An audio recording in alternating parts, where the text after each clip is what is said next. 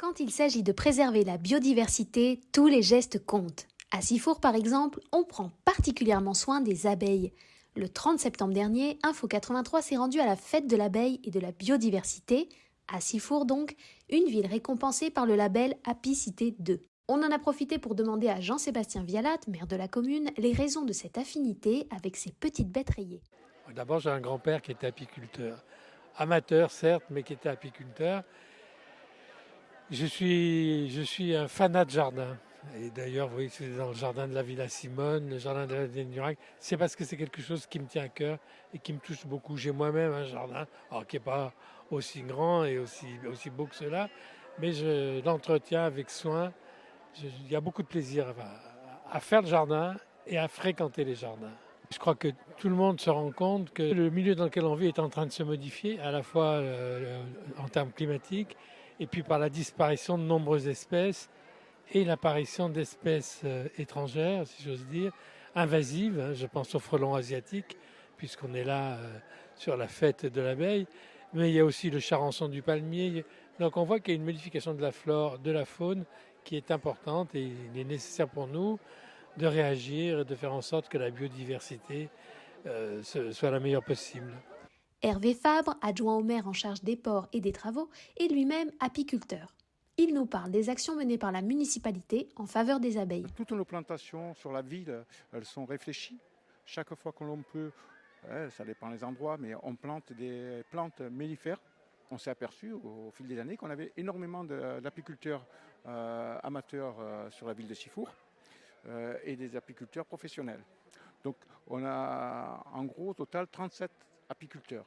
Donc ce qui est pas mal pour, je dirais, une petite commune, grande à mon cœur, mais quand même petite à l'échelle nationale, pour une ville comme Sifour.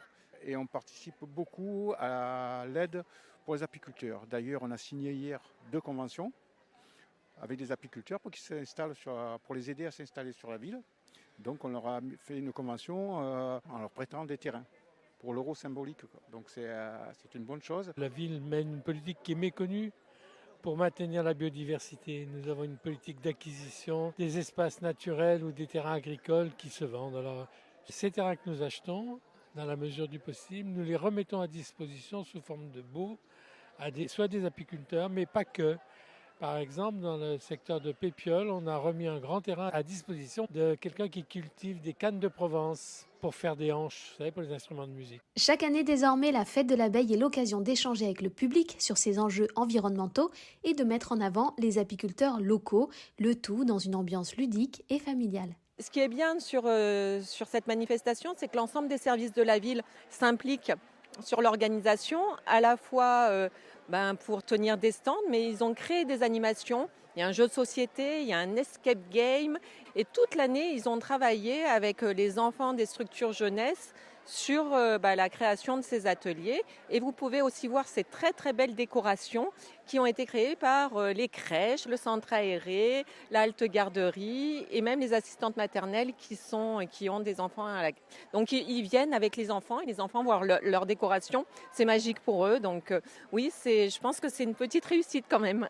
Les enfants ils sont très sensibles et on voit que l'abeille c'est quelque chose quand même de fédérateur en fait.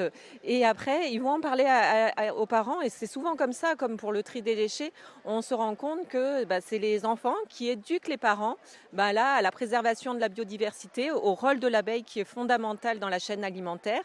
Donc c'est très beau que la transmission se fasse dans ce sens-là. Un rucher pédagogique a même été créé sur la commune pour pérenniser cette démarche de transmission auprès des plus jeunes. À côté de la Maison du Cygne dans le bois de la Coudoulière, donc c'est une association qui va en avoir la gestion. Il va avoir 10 ruches et les enfants vont pouvoir venir jouer aux véritables petits apiculteurs. Donc ils seront avec les habits qui sont adaptés à cette activité. Ils vont récolter le miel et vraiment être en contact avec les abeilles, vraiment pour avoir une mise en situation et expliquer aussi le rôle du métier d'apiculteur. Vous avez créé des vocations, là, c'est sûr. J'espère. Déjà, on a plus de 900 ruches sur la commune et 21 apiculteurs. Alors pourquoi pas doubler ces chiffres. Voilà, non, c'est important et je pense que ça plaît à beaucoup de monde.